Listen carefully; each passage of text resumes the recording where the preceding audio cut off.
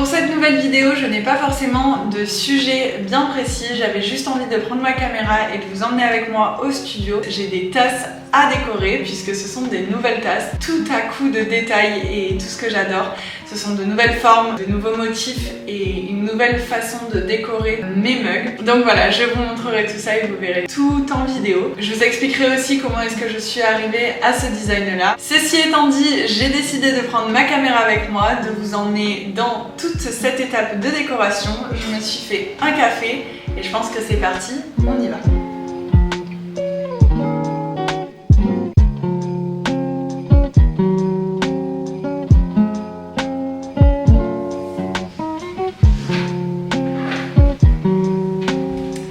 Hello à tous et bienvenue dans cette nouvelle vidéo, la première de 2024. J'espère que vous avez tous passé de très belles fêtes et je vous souhaite vraiment une très belle année 2024. J'espère qu'elle sera remplie de tout ce que vous méritez et de tout ce que vous désirez, santé, joie, bonheur et tout ce qui va avec. Pour ma part, j'ai vraiment profité et j'ai fait une très grosse pause. C'est pour ça que reprendre la caméra et me filmer, ça me fait tout bizarre parce que j'ai l'impression que j'ai fait un très gros break et pour moi YouTube c'est loin, ça remonte à il y a plus d'un mois. Donc voilà, on se remet dedans, c'est parti, 2024 commence et je vous avoue que j'ai fait un petit point sur 2023, j'en ai profité pour poser les choses qui m'ont plu, des choses que je referai sans problème en 2024. Par contre, j'ai aussi posé tout ce qu'il fallait améliorer et je vous assure que la liste est longue. C'est vrai qu'en étant autodidacte, j'apprends de mes erreurs et des erreurs j'en fais comme tout le monde, mais j'en fais aussi tous les jours. C'est ça en fait qui me fait avancer et en 2023, des gamelles je m'en suis prise. Et je pense que si j'ai fini 2023 aussi fatiguée autant mentalement que physiquement, et bien c'est parce que j'ai fait pas mal d'erreurs qui m'ont coûté beaucoup, que ce soit en temps, en énergie, en fatigue. Et tout ça, j'ai pas envie de le recommencer en 2024. Donc il y a des choses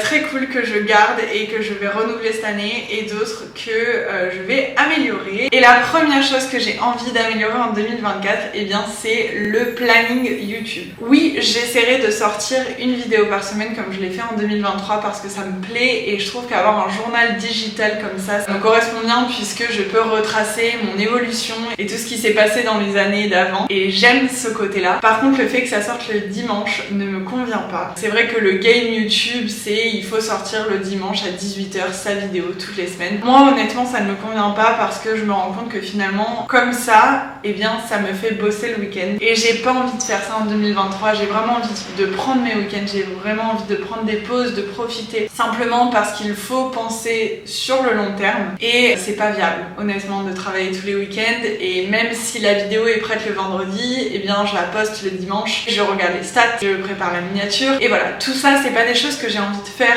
en 2024. Donc, sur YouTube cette année, les vidéos sortiront le mercredi soir à 18h et je pense que ça me conviendra plus comme ça. Je suis pas à l'abri d'un changement, hein, mais pour l'instant, je vais essayer de m'en tenir à ce planning là qui me correspond beaucoup mieux parce que si je dois finir quelque chose sur la vidéo, et bien le lundi, mardi, mercredi, ce sont des jours de travail où je vais pouvoir me pencher dessus et non pas le samedi et le dimanche comme je faisais avant. Donc voilà, ce point-là, c'était un gros point que je voulais aborder avec vous dans cette vidéo. Et j'avais pas forcément d'idée particulière ou de sujet particulier à vous tourner aujourd'hui. Donc j'avais juste envie de prendre la caméra et de vous emmener avec moi dans le studio. Petit point, tout le monde s'en fout. Si vous ne le saviez pas, on est parti avec Jules en Amérique pour passer Nouvel An et passer du temps là-bas.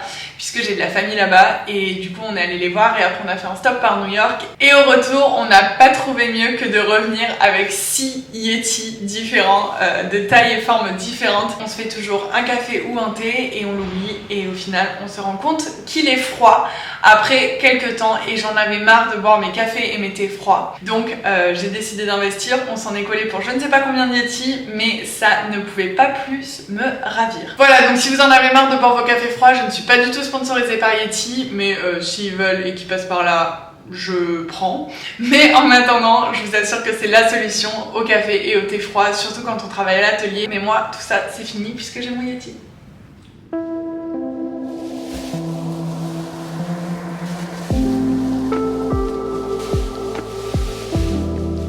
Il y a quelque chose en plus que les vacances m'ont apporté, si ce n'est du repos.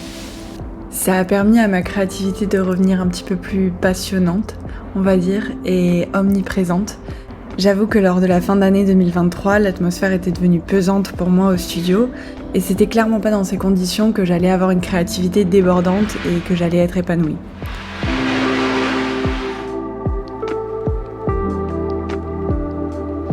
Alors repasser les portes du studio avec toute cette énergie et cette créativité qui sont de retour, ça fait du bien et c'est un petit peu comme une victoire. Je me rends compte que tout le temps que j'ai pris pour moi pendant ces vacances, c'était nécessaire et ça a tellement été bénéfique, ça m'a apporté beaucoup et j'en avais vraiment besoin, c'est tombé au bon moment.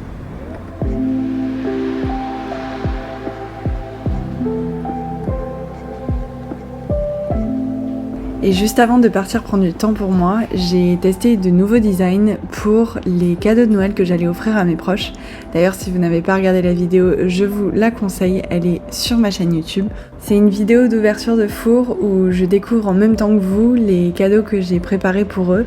Et c'est des cadeaux hyper personnels, vraiment faits à la main et avec le cœur. Et lorsque je leur ai offert à Noël, ça leur a fait vraiment plaisir. Alors finalement, ce Noël a eu double effet sur moi. J'ai réussi à gâter mes proches, mais j'ai aussi réussi à développer de nouveaux designs. Et celui-ci, je l'ai testé pour la toute première fois sur la tasse de ma maman que j'ai voulu lui offrir à Noël. Et j'ai tellement adoré le design que suite à ça, j'ai fait un vase pour mon oncle et ma tante avec ce motif-là.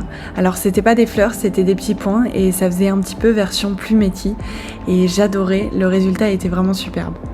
Lorsque j'ai ouvert le four et que j'ai vu le résultat de cette nouvelle technique que j'utilise seulement depuis très peu de temps, je me suis forcément dit qu'il fallait que j'en fasse d'autres et surtout que j'intègre ce design à ma future collection.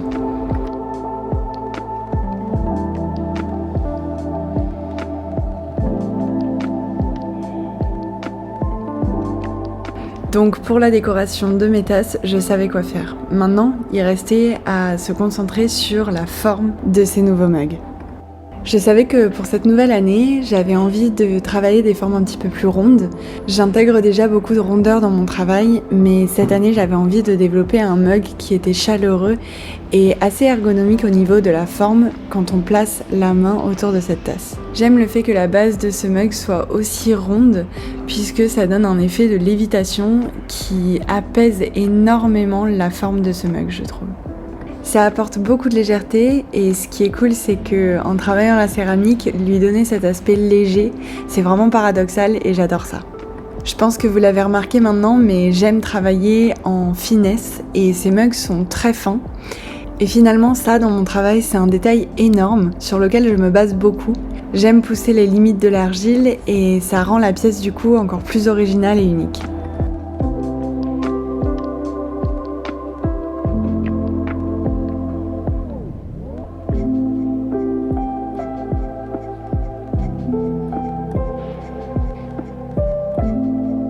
Je pense que la forme de ce mug sera la base pour plusieurs designs différents.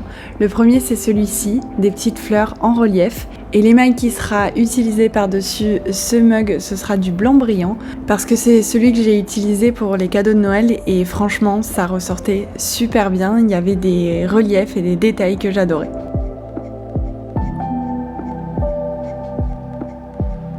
Alors aujourd'hui, je vous dévoile et je vous montre en détail le premier design que j'ai choisi pour cette forme de mug, mais c'est un parmi tant d'autres puisque, bien évidemment, dans le futur, d'autres seront à venir. Je ne peux pas vous en dire plus sur les prochains détails à venir, pas parce que je ne le veux pas, mais parce que je ne sais pas. Pour l'instant, je n'ai aucune idée, je sais juste que c'est quelque chose qui me tient à cœur et que j'ai envie de développer. Cette année, j'ai envie de donner un sens tout particulier à la découverte et à l'expérimentation de nouvelles techniques. Et c'est là que YouTube devient super intéressant pour retracer toutes mes expériences. Alors on pourrait dire, comme je l'ai appelé en début de vidéo, qu'ici c'est un petit peu comme mon journal digital, où je retrace avec vous tout ce qui m'arrive et cette année, j'espère que ce sera basé sur l'expérimentation. J'ai déjà pas mal de nouvelles techniques en tête qui me tardent d'essayer. Je me suis aussi fixé des challenges et des objectifs tout au long de cette année. Et dans l'ombre de tout ça, il y a aussi de nouvelles classes et de nouvelles formations qui prennent forme et qui arriveront très très vite. Et j'espère être prête à vous parler de tout ça d'ici peu. Mais avant ça, laissez-moi vous présenter la tasse finie que vous m'avez vu faire tout au long de la vidéo. J'ai juste changé quelque chose, les 3 petits points au-dessus de la anse ne sont plus là, je les ai enlevés. J'avais du mal à les laisser parce que pour moi ils étaient un petit peu hors contexte du fait que ça me rappelait le plumetis des autres tasses et je trouvais que les points n'avaient rien à voir avec les fleurs. Donc pour éviter de surcharger, eh bien je les ai enlevés. J'espère que cette vidéo vous aura plu et en attendant la prochaine, je vous fais des gros bisous et je vous dis à très vite.